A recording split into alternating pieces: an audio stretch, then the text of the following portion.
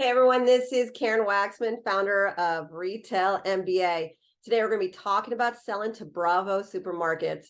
So if you have a great consumer product that you think should be on their store shelves, this little training will give you some things to think about in regards to Bravo.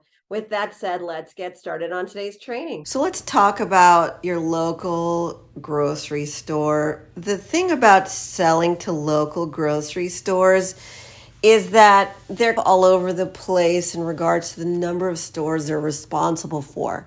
So you can say that your local grocery store is a Ralph's, right? That you are working with, say, a Ralph's grocery store, wanting to work with them, or say a city market or other types of grocery retailers that are maybe just a regional or a local store. So sometimes you even have grocery stores that you can sell to that just has one or two in your local area. And for you, that's enough and that's exciting. So today's information will be all about how the grocery category works and then figuring out some best steps for you to take in regard to generating revenue with them. So we need to figure out what kind of product you have and which one it would be good for. If you want to sell to your local mass grocery chain like Ralph's, they do buy on an individual level. Now, when I say Ralph's, Safeway, or whatever massive grocery chain is out in the world, but they're in their local area, that would be a retailer that you could go to and sell to their corporate stores, or you can sell to them on one individual store if the buyer permits. Now, what that means is because they sell perishable foods, they will be able to buy stuff on a local level, meaning that they have the ability to have somebody in-house to buy for one individual store typically, or maybe for a small region in that area. So that's one way to sell to them, to a grocery retailer. So again, based on where you're at, what is it you're looking for will be exactly that. You got to just choose. So I'm just giving you the insights as to the different types of local types of grocery chains. Now, what if you just want to sell to your local, say, city market, which has 30 something stores they're responsible for, and they're all in a region? That's slightly different than selling to your, mass retailer on a local level. The reason for that is they're a little bit easier. So based on that, what that means is they have the ability to buy products on a local level because, again, it's always perishable foods and so forth that they need to be able to sell to individual stores. But also, since they don't have that many other stores they're responsible for, it usually means that they are more open to local products and so forth. There's not a lot of corporate issues going on where they have a lot of buyers and a lot of people who have to review the product before it gets submitted and so forth. So your local retailer that doesn't have a lot of stores tends to be a lot easier to work with for the little guy. So again, if you are a big company and you want to sell to a lot of stores, but maybe you want to start small, go after the Safeway and the Ralph's and so forth, and you can sell them on a local, regional, or national level. I have videos on all of this stuff in my YouTube channel or on retailmba.com.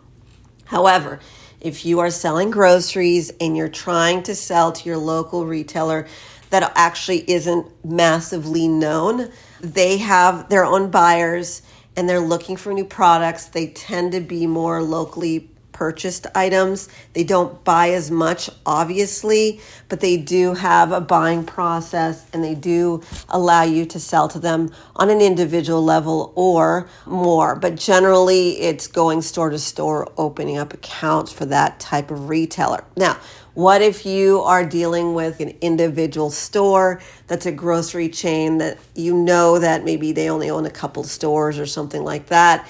That's even easier. They generally tend to not have a lot of bureaucracy, and you can literally drive in your car and try and get those retailers to buy from you. That's very different than, say, going to a bigger retailer, grocery chain, where again, they're looking for someone who can mass produce products because their end goal is, I want to buy a lot of products from you eventually. I'm fine with buying from you locally or regionally, but eventually, if it does well, I want to be able to spread it out.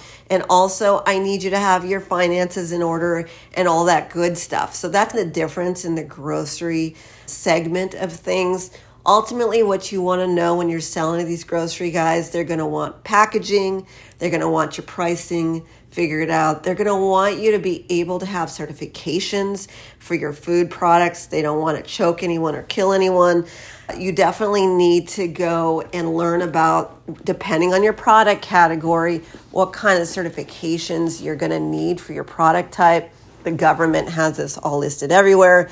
And actually, a lot of the retailers on their supplier page explain what kind of stuff they're going to need from you. Even Walmart has it written out for grocery and so forth. They're very meticulous to let you know in advance. Don't bug me until you have the stuff in place.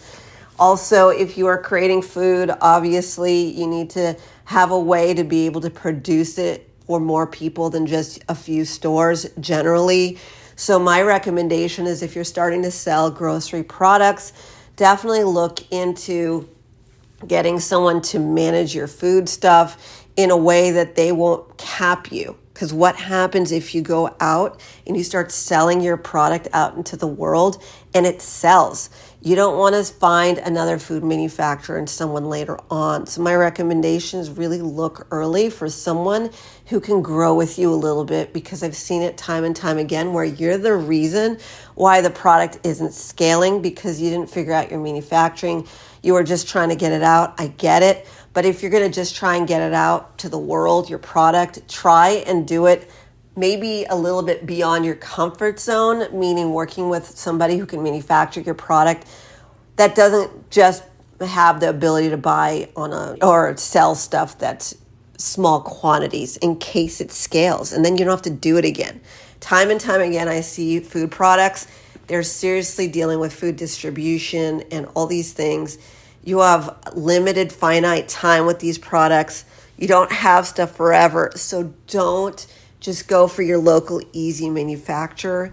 And again, there's so many courses and information about how to work with food manufacturers and so forth. We want that for you. But ultimately, at the end of the day, what we're saying is that we're looking for a way for you to be able to scale up your business so that you have more opportunities. Because what if this thing starts selling and every time I've seen it, they start small and then they have to do it again. They have to find another manufacturer again, and it's a disaster. Also, when you're dealing with food distributors for grocery and so forth, be aware a lot of the distributors only want established products that have already been selling before they start working with you. It doesn't always happen.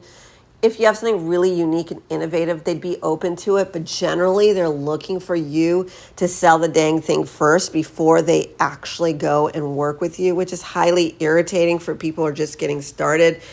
So my recommendation is to get some education, get some coaching, some consulting, and to figure out how to start selling your product out there a little bit before you work with these distributors. They take a hefty fee for their efforts. Typically 20 to 30% of your money will be gone to the distributor. Yes, they have people on the street selling your products out there. However, it does require them to want to be your sales rep, essentially. That's what a distributor is, someone who's going to distribute your product out into the world. So if you're going to work with them, try and just remember that you can reach out to them today. A lot of them just won't pay attention to you until you start selling first. And that's when maybe you get some help. And people like me and my company, Retail MBA, has been around a long time, helping people scale their businesses by preparing you to understand how to actually get a few orders in from these retailers so these distributors pick up your product. You can go directly to distributors yourself, and if they're not picking up the phone, please support yourself by getting some additional information and feedback from professionals who've been doing this for a very long time. You can learn more about what we do at retailmba.com. That's retailmba.com. We have do-it-yourself programs, done-for-you services. We've helped people all over the globe scale their businesses. Ultimately, just to let you know, with grocery distribution, it really comes down to, and food distribution, it comes down to you don't have a lot of time with these products, so you got to go fast. You got to open up accounts as quickly as possible. And you have to make it enticing for the buyer. And if they can see that you figured out your manufacturing in advance, that if they did scale with you, that'd be great. And also for yourself, right? You did all this work, set it up properly early, just by making sure that your manufacturer can handle a little bit more volume than you're comfortable with. Eventually, that will give you a break. But ultimately, in terms of sales, these retailers, a lot of these grocery guys, can handle you reaching out to them on an individual store level. And the bigger guys are happy to look and review at new products, but I highly recommend getting some additional support if you're going to go the bigger route where they have thousands and thousands of stores they're responsible for. That is where big baller money comes in, and you just want to make sure that you're doing things correctly. And that's where companies like ours, who are a retail consultancy and an agency, come into play, and we're happy to help you at any step. Otherwise, be on the lookout for additional videos we create on all the different categories. The reason we teach product information for every product category is we find that sometimes when you're, say, selling a grocery product and you're doing well with it, maybe you want to add other products and maybe you're sick of food. So we always generally create information since the very beginning on all the different product categories in case eventually one day you want to expand beyond what you're doing. And maybe right now you're creating this because you just have your great barbecue sauce or whatever it is, and you might want to scale into other types of stuff. So everything we do is generalized, although we work in every product category, whether or not you are a newbie or an advanced seller. The reason we create such advanced training for everybody across the board is because we see that if you like products, you generally will like to explore other types of products. So we're excited to support you wherever you are and what you're looking for. Karen Waksman, Retail MBA. I hope this helped explain food distribution and food grocery stores, how they work, and working with distributors and the complexities of that. Thank you so much.